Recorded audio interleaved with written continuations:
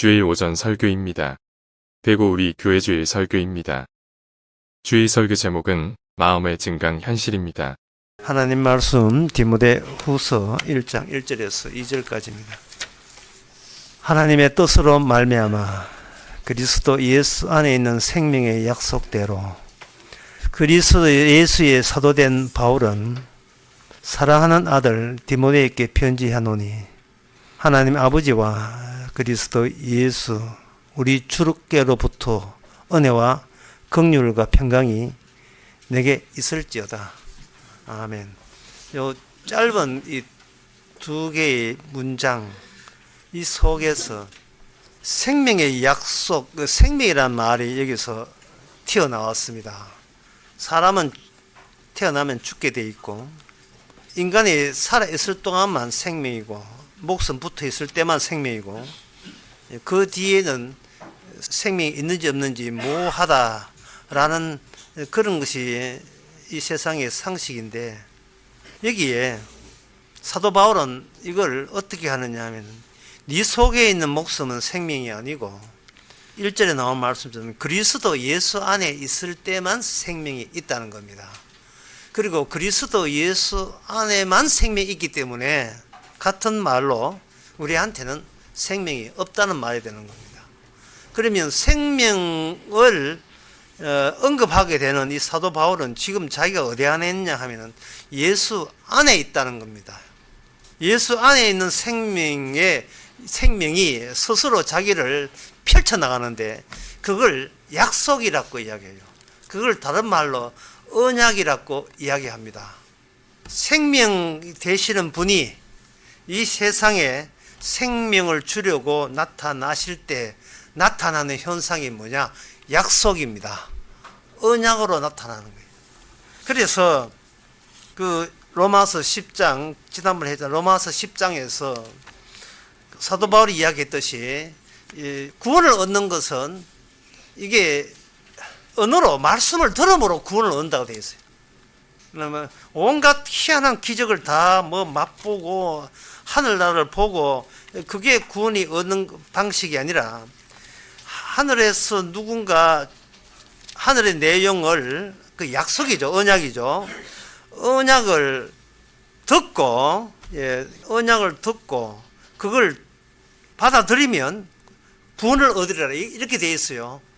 그 영생을 얻는 방법이 하늘나라에서는 언어가 없지만 이 땅에 와서는 언어의 방식으로 우리에게 주어지고 그 언어의 방식을 여기 로마서 10장 8절에 보면 믿음의 말씀이라 돼서 그 말씀을 통해서 우리에게 나타나는 거예요. 말씀을 통해서 나타나기 때문에 우리가 처음 한 것을 전부 다 잘라버리세요. 잘라내고 가려내고 그 속에서 하나님의 약속이냐 생명의 약속 그것만 이렇게 주목해야 되지 겉절이 갖다 붙어 있는 이런 거든요. 그런 것은 중요한 게 아니지요. 주로 그런 데 신경 쓰는데 이걸 제껴버리면 안에 약속이 들어 있습니다. 그 안에서 생명을 주시는 거예요. 하나님의 주시는 방식은 이미 하나님 쪽에서 확정되었습니다. 약속을 통해서 언약을 통해서 주어진다. 교회 아닙니다. 교회 아니에요. 약속이에요. 기독교 아닙니다. 약속입니다. 말씀이 100독 200독 소용없어요. 그래서 말씀을 뽑아낼 수 있어야 돼요. 말씀 언약을 뽑아내면 돼요. 모세 같은 경우에도 모세가 그냥 양치는 사람이었습니다. 하나님이 찾아왔죠. 찾아왔을 때 그 하나님이 언약의 하나님으로 자기를 소개했습니다. 난 아브라함의 하나님, 언약의 하나님이다. 약속을 통해서 나타났을 때 모세가 강력하게 거부했습니다. 거부할 수밖에 없죠. 하나님을 만났을 때 자기와 하나님 사이에 건널 수 없는 갭이 있다는 것을 일종의 고랑이죠. 고랑. 갭이 있다는 사실을 깨닫고 자기가 감당 못한다고 함을 물러섰습니다. 그럴 때 하나님께서 하시는 말씀이 내가 네한테 주는 일은 너 위주로 세상에 돌아가는 게 아니라는 겁니다. 너 위주로. 아까 기도하실 때 기도를 잘 하셨습니다만은 세상 돌아가는 것이 언약 위주로 돌아가게 돼 있어요. 그렇게 언약 위주로 돌아가고 세상 위주로 나 위주로 돌아가지 않음에도 불구하고 여러분 이상하지 않습니까? 내가 아직 살아있다는 게. 왜 살아있죠? 세상이 내 위주도 아닌데 내 중심으로 돌아가는 게 아닌 게 분명한데 내 중심으로 돌아가면 내가 뭐든지 하면 내 뜻도 다 돼야죠. 이게 안 되잖아요. 그러니까 세상은 분명히 내 중심이 아닌데 그러면 나는 왜 살아있어요? 내 중심도 아닌데 내가 왜 살아있냐 이 말이죠. 하나님께서 모세를 만나서 막 그 내막을 소개합니다. 너가 살아있는 것은 하나님의 언약을 증거하기 위해서 살아있다는 겁니다. 하나님의 언약을 증거하기 위해서. 그러면 모세는 하나님의 언약 안에 있는 사람이 되는 거예요. 자, 설교 처음부터 다시 해보겠습니다. 생명은 안에 있어요. 누구 안에 있느냐? 예수님 안에 있어요. 그 바깥에는 생명이 없습니다. 여기 디모데후서 1장 1절에서 이야기한 그게 예수 안에 있는 생명이에요. 그 외에는 생명이 목숨은 많죠. 목숨은 많지만 그거는 밭들이 다 떨어지면 끝나는 거고요. 생명이라 하는 영생이라 하는 것은 예수 안에만 있어요.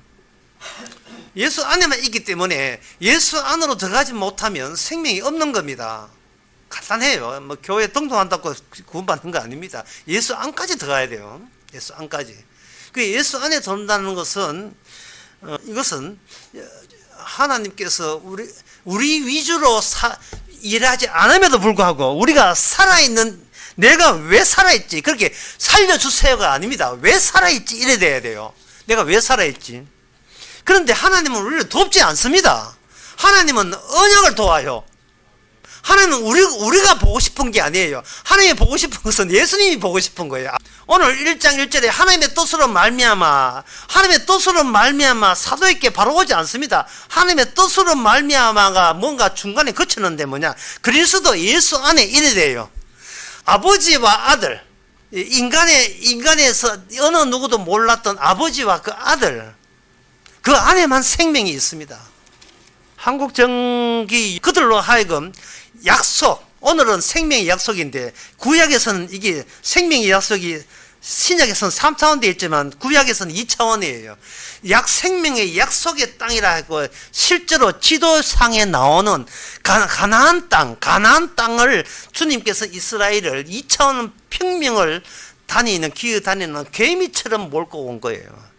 그들로 하여금 실제의 길을 걷게 하고 땅을 밟게 했고 그들로 하면 꾸역꾸역 걸어서 거기서 약속의 땅으로 지도상으로 도달되게 했습니다. 그게 그 구약의 평면적으로 묘사하는 약속이에요.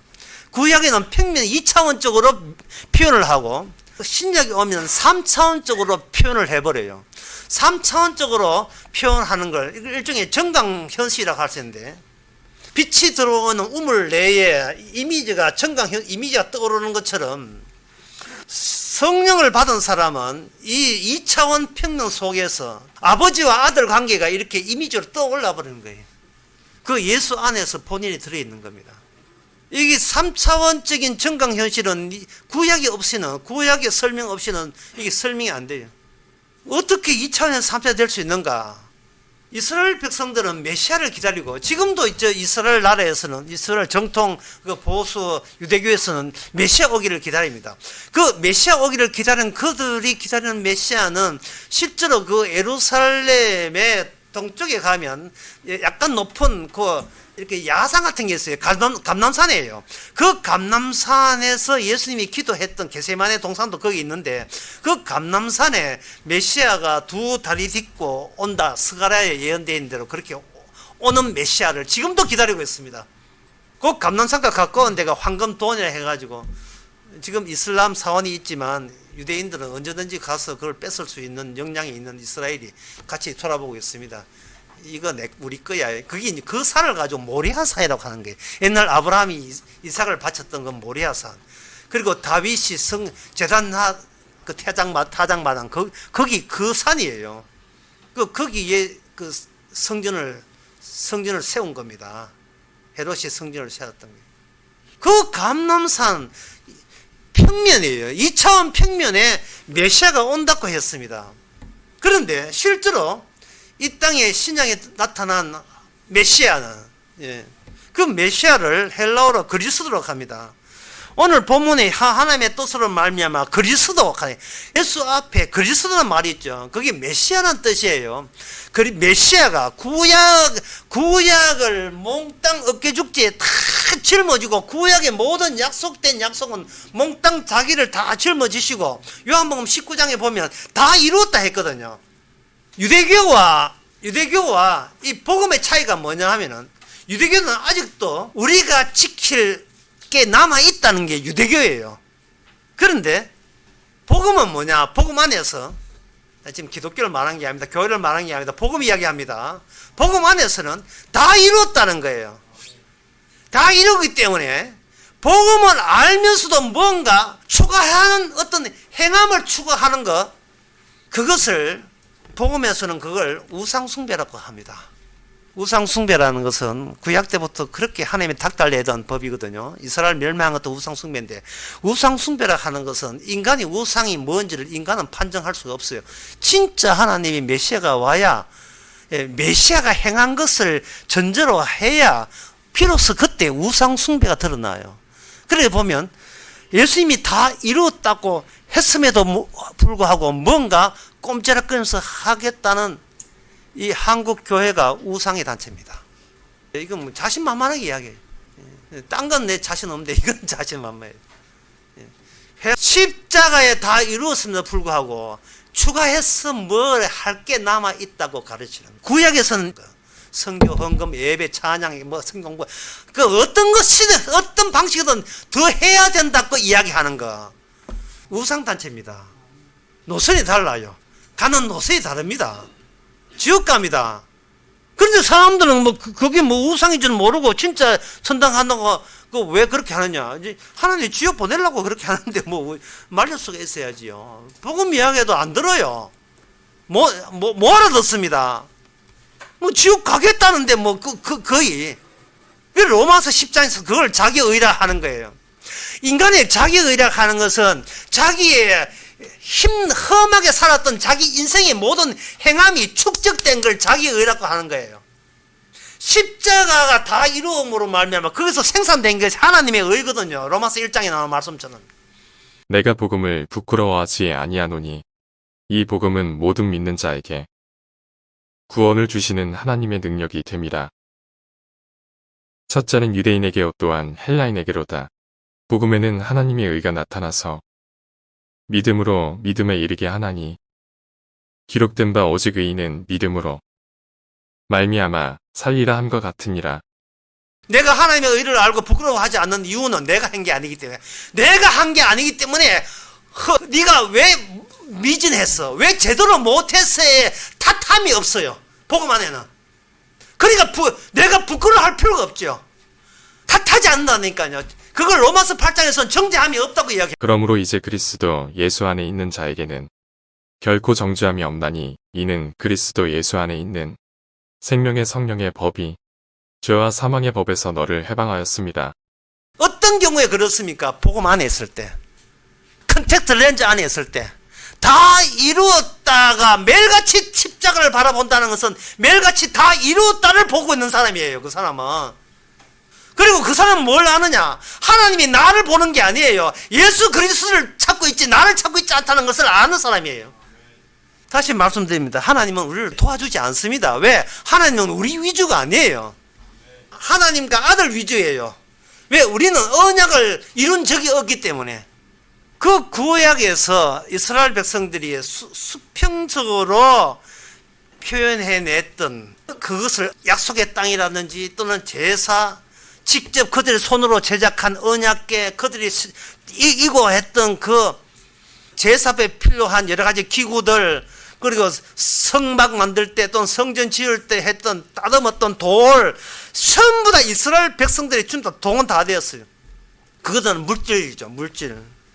그러나 그 물질로 인하여 떠오르는 그 현상, 정강 현상은 물질로 환원되지 않습니다.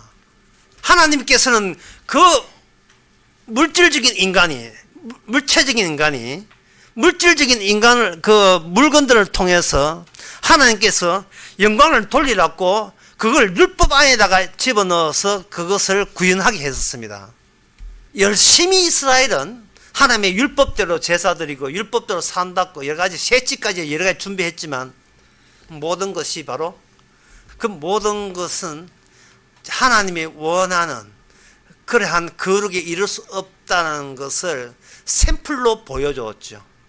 이스라엘을 통해서 수평적으로 평면적으로 그들이 살던 곳에서 그들이 생활하면서 하나님의 뜻을 과연 이룰 수 있느냐 없느냐를 그들로 하여금 인류를 대표해서 테스트 해봤는데 그 테스트가 실패로 끝났습니다.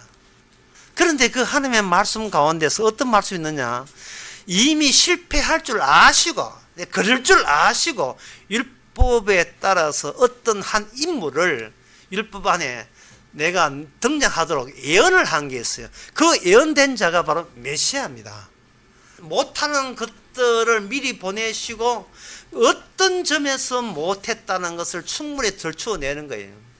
그렇게 들추어냈을 때 그들은, 이스라엘 백성은 비로소 어디에 가까우냐, 비로소 그 인간이 태어나기 이전부터 있었던 사실에 그 바탕층, 그냥 바탕층이라고 표현하고 싶은데 그 바탕까지 그들은 눈 돌리게 할 수 있는 계기가 된 겁니다.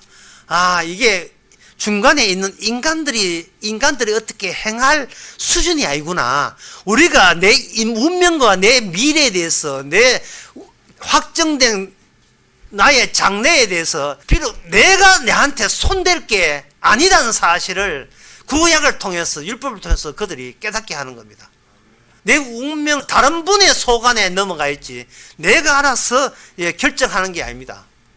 내 운명은 약속에 달렸다고 하는 거예요.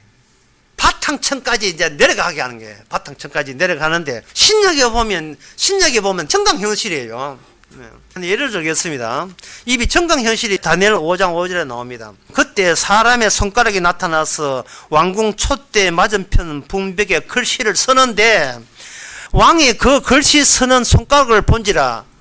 사람의 손가락이에요. 손목도 아니고 팔도 아니에요.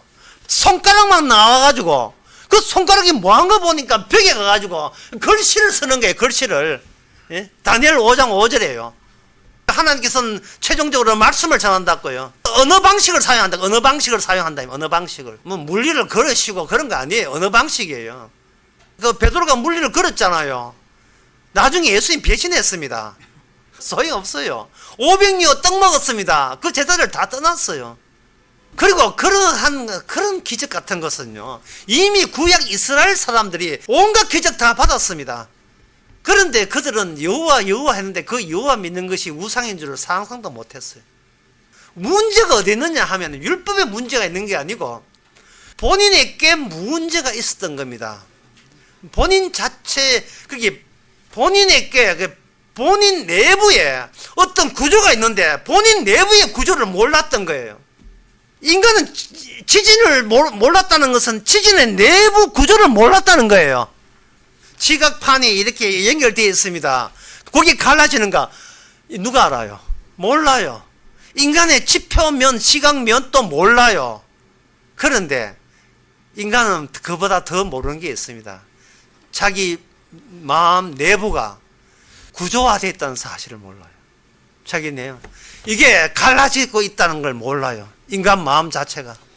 하나님의 언약은 두 개의 결과를 낳자. 하나는 언약을 못 지키면 저주를 받고, 하나는 언약을 지키면 영생을 얻어요.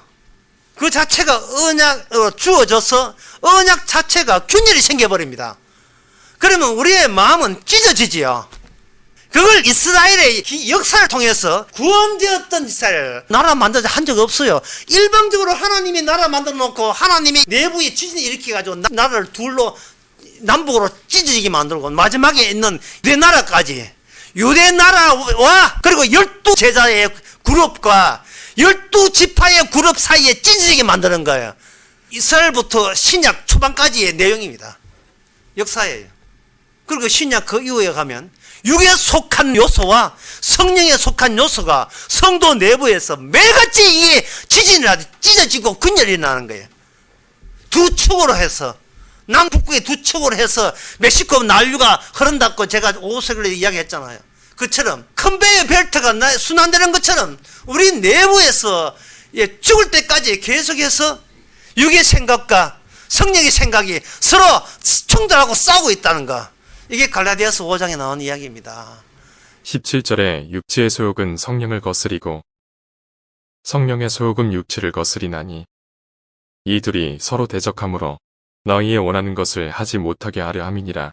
성령과 육은 서로 다투고 있는데 성령의 소욕은 육을 못하게 하고 육은 성령을 못하게 하고 또 싸우고 있다. 네 내부에 십자가 사건 터져서 이것들아. 내가 구원받았다는 건 없어요.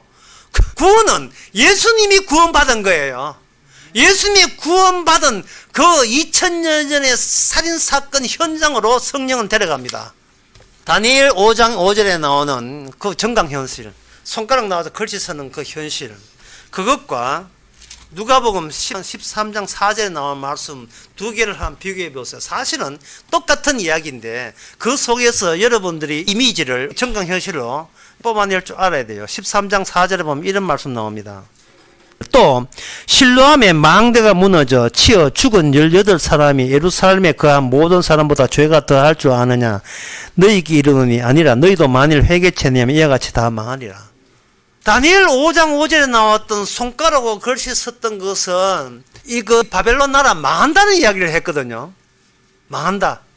그리고 누가복음 신약에 나온 누가복음 13장 4절도 실로암의 망대가 넘어져서 18명 죽었어요. 그걸 보고 사람들은 저 하나님 감사합니다.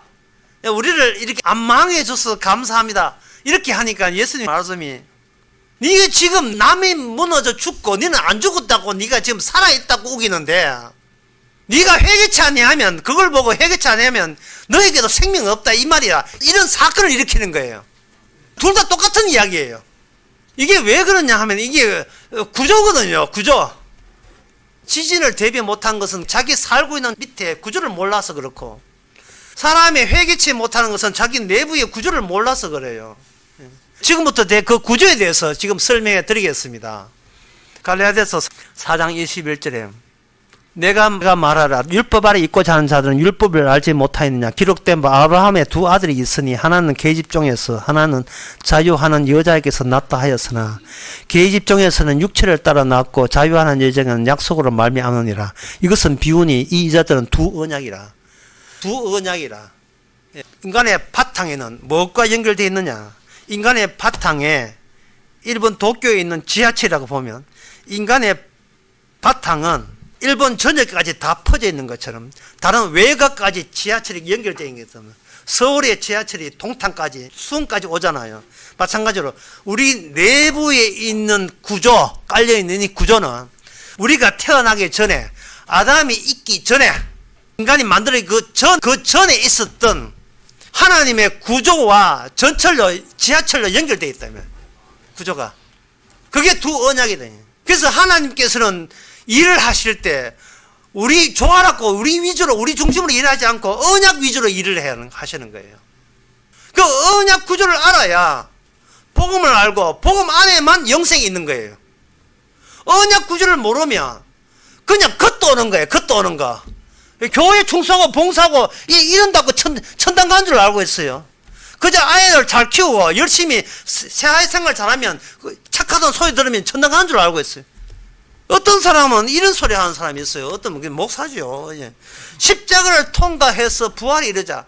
십자가는 통과하는 데가 아닙니다. 십자가 안은 들어가는 곳이고 십자가 안에서 모든 것이 끝나는 거예요. 부활은 십자가는 다이아몬드 구슬을 뜯어막기 위해서 밑에 보조적인 그 시공경적인 환경을 부활해라 해요. 부활. 이게 원리입니다. 이 세상에는 원리가 지금 바탕책이에요. 원리가 성령에 의해서 성도에게 안에 내부 마음으로 이렇게 심어주는 거예요. 3D 프린터처럼 정강 형실처럼. 그 원리가 뭐냐? 아버지와 아들 관계예요. 아버지 아들 관계가 모든 원리입니다. 망대 무너진다고 해서 그거 아는 게 아니에요. 손가락 걸쳐 쓴다고 아는 게 아닙니다. 에베소서 1장에 보면 어떻게 아느냐. 1장 그 17절 18절에 보면 17절에 보면 우리 주 예수 그리스도의 하나님 영광의 아버지께서 지혜와 계시의 정신을 너희에게 주사 하나님을 알게 하시고 너희의 마음 눈을 밝히사 그의 부르심의 소망이 무엇이며 성도 안에서 그의 기업의 영광이 풍성이 무엇이며 이라고 되어 있어요. 성도는 껍질에 불과하여 사탕 포장 종이에 불과하여 안에 사탕이 뭐냐 주께서 일하는 게 들어있어. 그 언약이 들어있다. 그런데 그걸 어떻게 하느냐. 지혜를 계시의 정신이 이렇게 성령인데요. 계시의 정신, 그 성령을 너희에게 주사 하나님을 알게 하시고 그 다음에 18절에 너의 마음 눈을 밝히사 하나님의 언약 구조가 우리 마음에 새긴 거예요. 증강현실로 떠오르게 합니다. 증강현실이라는 말을 제가 강조하는 이유는 사람이 이렇게 세상을 보되 세상에서 복음적 의미를 뽑아내면서 하루하루 살아가는 사람, 그 사람은 하나님의 언약의 정강 현실을 갖고 있는 사람이에요. 망대 무너졌다, 지진 무너졌다, 아이고 우리는 살아서 하다. 아니야, 그거는 아니야. 회개하지 않으면 우리도 망한다는 뜻이야. 이걸 말씀에 누가 보면 13장 4절 말씀이 툭 튀어나온다는 것은 이미 말씀이 이 안에 들어있는 거예요. 우리가 말씀을 지키는 게 아니고 말씀이 스스로 자기를 지켜나가는 거예요. 그 언약의 구조에서 딱 두 개가 주어집니다. 갈라디아서 4장 6절의 언약의 구조에서 두 개가 주어지게 되면 인간의 뜻은 여기서 완전히 빠져버립니다. 빠진 이유를 내가 설명드릴게요. 갈라디아서 4장 기록된 바 아브라함의 두 아들이 있으니 라고 했잖아요. 이것부터 따져봐야 돼요. 아브라함이 두 아들이 있었어요. 하나는 이스마엘이고 하나는 이삭인데 이삭은 하나님의 뜻으로 낸 거예요. 이스마엘은 뭐냐 하면은 하나님의 뜻으로 준 게 아니고 아브라함이 하나님의 뜻을 이루기 위해서 인간적으로 자기의 의사에 의해서 결정에 의해서 그냥 하갈이라는 종과 관계에서 난 자식입니다. 하나님께서는 그것마저 어디에다가 흡수하느냐 하면은 아브라함아 내가 네 길을 그릴 줄 알았어. 네가 한 짓을 내가 딱 가져와 가지고 이거는 천국으로 통하는 그러한 언약이 아닌 것을 보여주기 위해서 두 언약 속에 한 언약으로 이렇게 만들어 버렸어요. 하나님께서. 그러니까 아브라함이 구원 안 받은 게 아니고 아브라함이 구원 받았는데 구원받은 아브라함을 통해서 두 언약, 하나는 천국의 요소와 지옥 요소가 둘 다 나오는 거예요. 그게 오늘날 성령 받은 저와 여러분들입니다. 저와 여러분 얘가 집에 넣어야 되는데 그게 저와 여러분들이에요. 얼마나 감사한지. 나 구원받았다는 성립되지 않습니다. 하나님의 언약 위주이기 때문에 거기서 나는 없어져야 되죠. 내가 아무것도 안 한다가 아니라 무슨 짓을 해도 좋은데 그 하는 짓은 어디다가 어느 구조에 다 포함되었냐 하면은 그 두 구조, 두 언약 구조의 에너지에 다 빨려가지고 그 안으로 전부 다 흡수되가 남아있지를 않아요. 내가 하는 모든 짓은. 그 얘가 마태복음 6장 3절에 거기 보면 오른손이 하는 것을 왼손이 모르게 하라 이래 있죠. 오른손이 하는 것을 왼손이 모르게 하라. 세상에 어느 인간이 오른손이 하는 걸 왼손이 모르게 할 수가 있습니까? 없어요. 이것은 뭐냐면 하나님을 일을 하실 때는 네가 무슨 짓을 하든 간에 너를 잊어버리는 쪽으로 너를 도외시하는 쪽으로 일한다는 거예요. 나의 죽음을 나에게 알리지 말라. 내가 아픈 것을 나에게 알지 마라. 나의 죽음을 적들에게 알지 말라가 아니라 나의 죽음을 나에게 알지 마라. 왜? 내가 죽는 것도 언약의 일환이기 때문에. 내가 아픈 것도 언약의 일환이. 하나님은 내 위주로 일하니 언약 위주로 일하십니다. 그러니까 아브라함이 실수했구나. 이 이스마엘은 자식이 아닌데 라고 후회를 하든 말든 하나님께서는 아브라함과 이스마엘 저주받은 자식을 놓게 만들고 그것을 두 언약 쪽 안에다가 집어넣어요. 아브라함이 하는 것은 지표면이거든요. 이걸 하나님께서는 바탕면에서 기다리고 있는 두 구조 안에 바탕을 해서 이걸 창세 전에 하나님과 예수께 있었던 약속으로 이렇게 전철로 통하도록 만들어버린 겁니다. 그 안에 들어갔을 때 이거는 두 언약이 되어버려요. 언약이 되어서 아브라함을 통해서 뭐가 나왔느냐 하면은 저주받을 계집종, 그게 하나님의 앞에 복의 대상에서 재배되는 저주받은 계집종에서 났는데 그걸 23절에 표현은 뭐냐? 그것은 육체로 따라 난 것이다. 이랬어요. 그 인간이 육체가 있는 것은 반드시 인간은 지옥 가기 위해서 육체가 있어야 된다는 뜻이에요. 이게 왜 육체로 태어나서 자식이 태어나니까요. 그 자식은 절대로 천국을 갈 수 없는 거예요. 다른 노선이 필요한 거예요. 기존에 육체로 나서 육으로 가는 것은 지옥으로 필연적으로 갈 수밖에 없는, 그게 하나의 두 언약과 저주받는 언약에 속한 우리는 육체로 태어난 겁니다. 아버지를 낳으시고 어머니 날 기르니 정철의 시조에 나오잖아요. 그건 지옥 가기 위해서 부르는 노래예요. 따라서 이 하나님의 약속이라는 거, 하나님의 약속을 하나님이 구현하기 위해서 필연적으로 필요했던 게 뭐냐? 육체로 태어난 자식들이 필요한 거예요. 예수 그리스도가 누구냐? 그것은 예수님이 어떤 살인사건이 일어나기 위해서는 반드시 하나님 아버지를 찾을 때 어떤 현상이 일어나는 걸 보여주는 겁니다. 이스마엘은 아버지가 없습니다. 왜냐? 하나님께서 아브라함에게 이스마엘을 내가 쫓아라 했으니까. 신이시여 도우소서. 그 알라신을 부르고, 불교에서도 마찬가지예요. 불교도 마찬가지고 알라신도 마찬가지고. 그들에게는 뭐냐? 그들의 신은 아버지가 아니에요. 아버지를 관계 있는 신은 예수 그리스도 외에는 하나님을 아버지라 부를 자가 아무도 없습니다. 우리는 육체로 태어났기 때문에 그걸 우리의 내부 구조를 통해서 비로소 아는 거예요. 갈라디아서 4장 6절에 보면 너희가 아들인 거로 하나님이 그 아들의 영을 우리에게 마음을 가운데 보내서 아버지로 부르게 하셨느니라. 이 말씀이 굉장히 무서운 말씀이에요. 이 말은 뭐냐 하면 성령을 받지 아니하면 결코 하나님을 아버지로 부를 자격이 없다는 말이에요. 기도에 가보세요. 아프지 이래가 좀 다 튀어가지고 어쩌요 아프지 미칩니다 이래가지고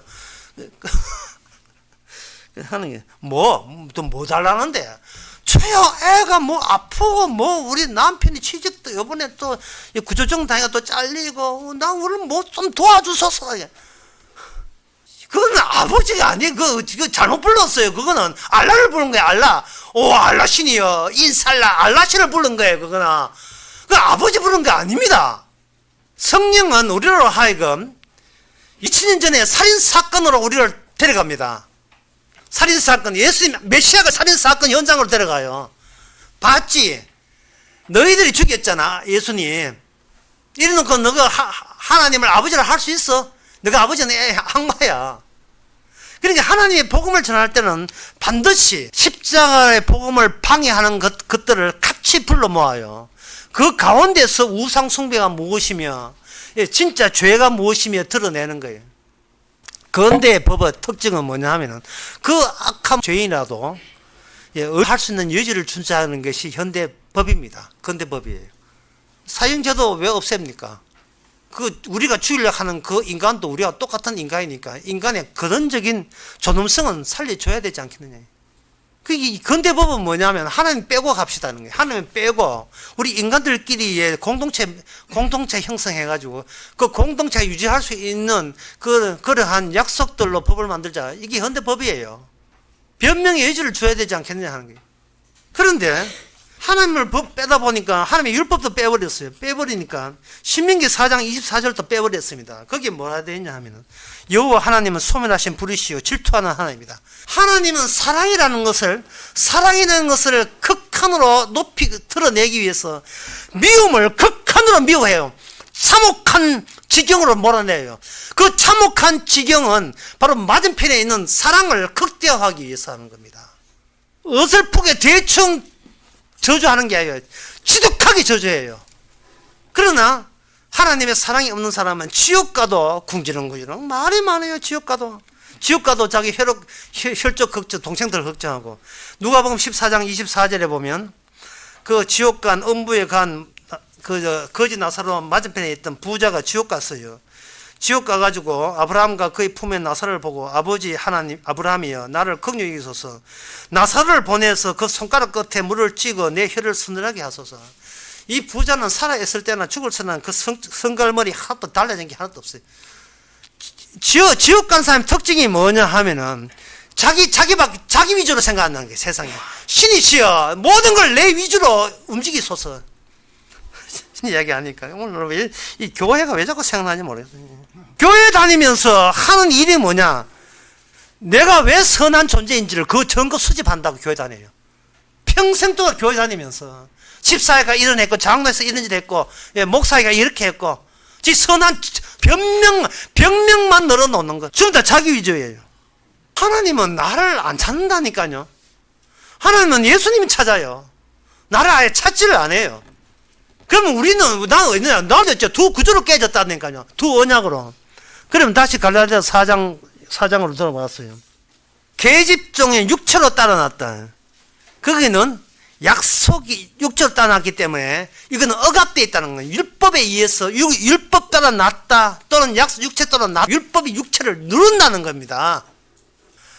이 율법이 우리를 누르고 또 계속 눌러요. 율법이.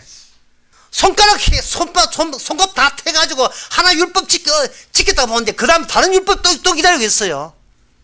성경 헌금 냈는데 교육까지 있는 헌금 또 내야 된다니까요. 미쳐요 이거 내가. 그 다음에 목사 차 바꾼데 또 돈 내야 돼요. 속고도 또 속는 이유는 한국교회에 속았다 해가 신천지가 안 하고 신천지가 더 속아버려. 왜 그런 짓 하느냐 말이죠. 이게 손가락 호비는 그 재미로 그 외에는 다른 재주가 없기 때문에 육으로 났기 때문에 할 수 있는 게 내가 하는 것으로 내가 경이 탈출을 시도하겠다는 거예요. 청청이 그야말로 갇혀 있는 거예요. 인간은 율법에 갇혀 있는 거예요. 자기가 갇혀 있는 자기가 할 수 있는 최대한이 뭐냐? 저를 살리만 주신다면 평생은 당신의 노예가 되겠습니다. 우리가 악마의 노예였던 거예요. 살리만 주신다면 다이아몬드가 무지겠습니까? 제 목숨 살려줬으면 하나님께 제 목숨 바치겠습니다. 그건 알라신이죠. 거래죠. 하나님은 우리를 구원하지 않고 구원 속에 집어넣어 버려요. 우리를 단독으로 구원하지 않고 생명 안으로 집어넣어 버려요. 우리로 하여금 살아가면서 생명이 나오게 하시는 겁니다. 생명은 어떻게 나오는가? 두 언약이 우리 안에 작동하면서 찢어지면서 지질 일어나면서 생명이 중간에 튀어나오게 됐어요. 생명이. 아예 내 것이 없다는 것이 얼마나 매일같이 우리 마음에 지질이 일어나야 아예 내 것이 없고 전부 다 주님이 주신 선물인 것을 아는 겁니다. 제가 우리 어느 집사람을 보니까 세상에 이런 일이 있어요. 아내가 남편 보고 이야기하면서 웃으면서 이야기해요. 세상에 그런 일이 다 있어요. 아내가 남편 보고 평소에 아무 이야기에서 활짝 미소를 띠면서 이야기하더란 말이죠. 제가 또 저런 부부가 있구나. 우리 저럴 수가 있냐. 이거는 남편이 잘해줘서가 아니라 아내가 정서적으로 안정되어 있다는 뜻입니다. 그런데 세상 사는 들은 남편을 보고 일단 짜증을 내요. 일단은 짜증틀은 해서 이빨을 아주 다무지게 말합니다. 이건 불안이 체질화되었어요. 당신 만나서 되는 일이 하나도 없었다는 게 마음속에 구조화되는 거예요. 그러니까 이건 남편 탓이 아니고 본인 탓이에요. 본인 구조가 내진 설계가 안 되는 거예요. 늘 이게 쪼개질까 불안불안한 거예요. 정말 주님의 생명이 그분한테는 정강현실된 것 같아요. 마음속에 하나님의 아들의 모든 다 이루었다미 그 사람 속에 우물 속에 떠있는 어떤 이미지처럼 이미지로 떠있는 것 같아요.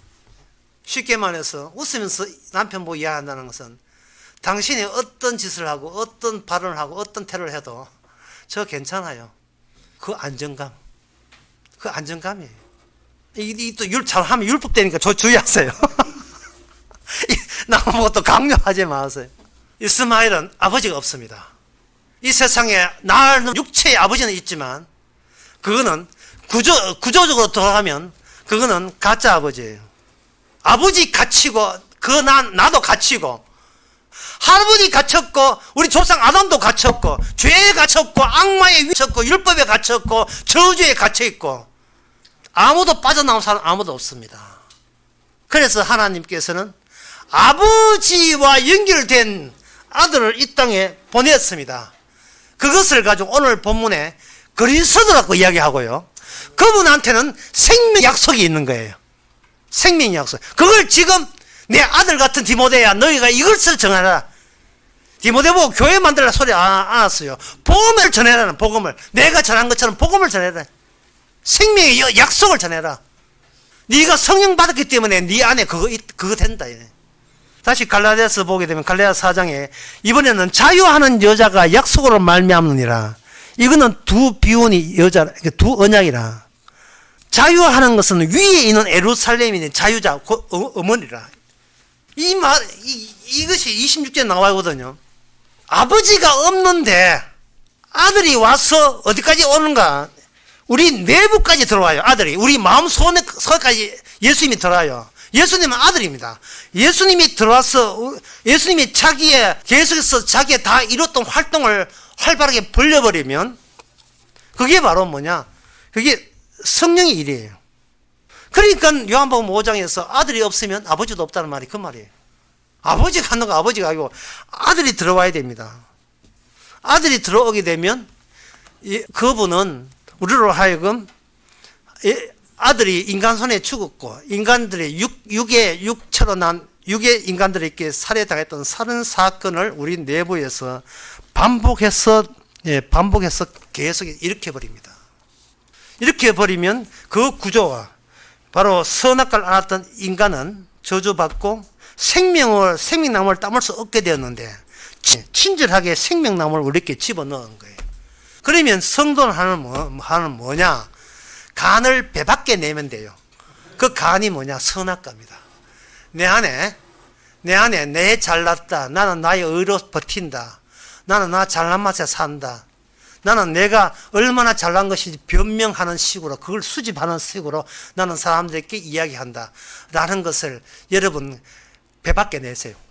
그게 바로 우리를 저 지옥 가게 만들었던 악마의, 나를 전에 갇히게 만들었던 악마의 술책입니다.